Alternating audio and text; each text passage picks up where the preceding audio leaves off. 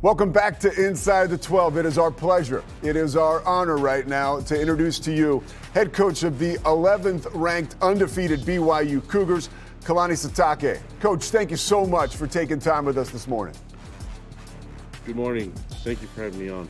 It's so great for us to have you on. That win against Utah, I want to talk about the past before we jump into the future. That wasn't just a win for the football team. It felt like a win for the school, the students, everybody, because it was the highest stakes that we'd seen that game played at in a long time, a game that you're very familiar with. What does a victory like that on a stage like that against an opponent like Utah mean for BYU? Well, it was just an exciting moment. Both teams ranked and a lot on the line, and I'm glad that we had it at home in LaVell Edwards Stadium. But when you look at it, the preparation, the entire week of it, getting our guys ready for the game, thought it was a good moment for us, a good step for us, headed towards where we want to be. And we're still playing really good football, but I still think we can improve and get better. And a lot of mistakes that we made in that game, but man, it was a good battle back and forth, and glad that we were able to make the plays and get the victory. Once again, we're seeing that kind of magic for BYU this year. Games coming down to the wire and things going your way, obviously, because preparation, right, meets opportunity. That is the secret a lot of times to success in BYU football. But why is it particularly that your team is able to finish games like that and close them out when the times are really tight? Well, I think the coaches have done a great job preparing our young men for the situations that we face. A lot of times when you're looking at, with the game type situation, you try to simulate it. It's hard to do that, but our coaches have put us in positions where we've been through this before. We've simulated overtime games, and we're able to get the double overtime victory against Arizona. And so we put ourselves in positions in practice, and then it's obviously not as good as you can do in a game, but when you've been through that and you've rehearsed it over and over again, I think it's easy for our guys to recognize the situation and to recognize the type of plays that they have to make. And usually comes down to the simple, fundamental parts of football. And so I have to give a lot of credit to our coaches and the preparation from our players. But we have great leadership on our team too. The upperclassmen leadership, the standard that they've set, and the demand that they ask of each other. They hold each other accountable, and it makes my job a lot easier. I wish I can take credit for it all, but I'm telling you, it all works out well because we have the dynamic of our coaches and our leadership on our team, and then you combine that with the energy that we get from our fans. It makes it really difficult to beat. Once again, Coach, you look, and for folks like me, right, with a 30,000-foot view, or I like to think a little closer, covering the Big 12, but not inside the locker room like you guys, you're undefeated again in late October, and that's the last thing that people expected, Over the summer, the BYU logo, instead of the Y, could have been the question mark, right? Who's going to be the quarterback? What are we going to do this year? And once again, there's an infrastructure there. There's something going on there that keeps your guys dialed in. And when the time comes, they play and make big plays. What is it about your football program that enables your young men and puts them in positions to succeed? Well, I think the closeness of our team and the young men that believe in each other. That's been the key for us the entire time, is that they don't give up on each other. Nobody points fingers. When adversity hits, they know they can count on each other to pull each other out of it. And so we've had a great culture that's been put here, but in order to have great leadership, you have to have guys that are willing to follow as well. So we focus on humility and allowing young men to make mistakes, but then also to get better and learn from them.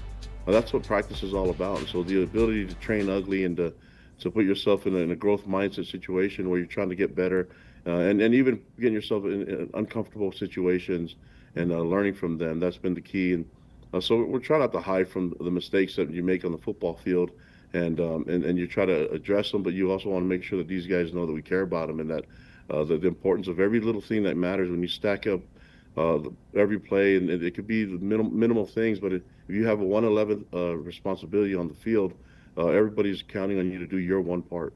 You mentioned being comfortable with being uncomfortable, right? One guy who has found that groove is Bachmeier, a freshman quarterback coming in. Looking at numbers this morning, Coach, he's getting rid of the ball in 2.5 seconds. For a freshman, that's just not normal, and with his accuracy and his placement and his decision making. What about him has separated him from the pack and other quarterbacks that you have seen at such a tender young age?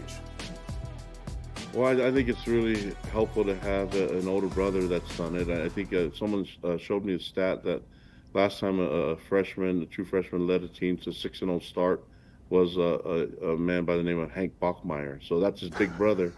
So when you have a big brother that does things like that, I think it's that helps out. Having a family that's athletic and is all knows football. That's a key too. So it'd be nice for me to take credit for that, but I think he was built this way, and all we had to do is give him a platform where he can perform at his best, and we can complement his skills and his mind with an aggressive and skilled receivers, tight ends, and running backs, and then you combine that with a big physical line. I think that makes for good production. But overall, he's such a great young man, and he's humble. And what I love about him is that he never gets too up and never gets too down. He's always trying to work and get better.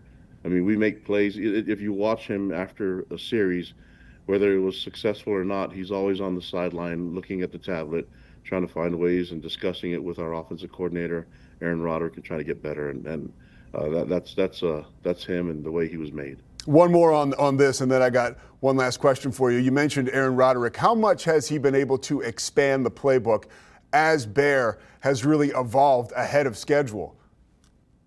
Well, I think Bear's been wanting, he's had an appetite for more, and I think, what I love about the way A-Rod's been able to do it is just bit by bit, but also depending on and giving him a lot on his plate and giving him the autonomy to make decisions.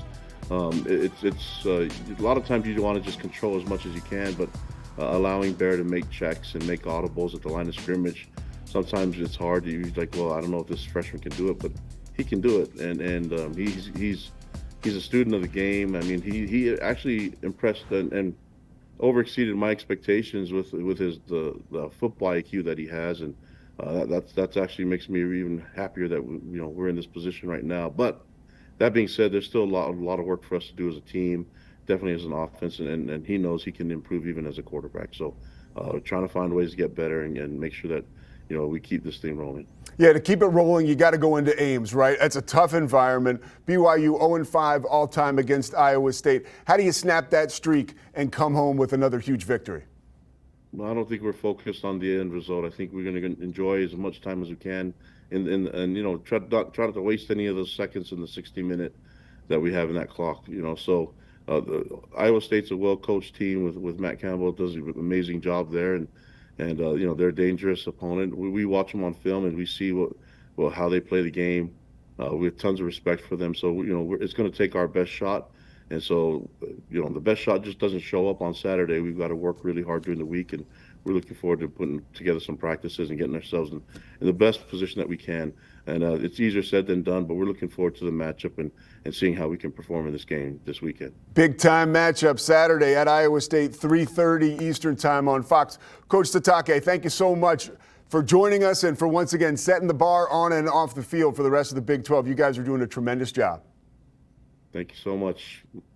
Go Cougs.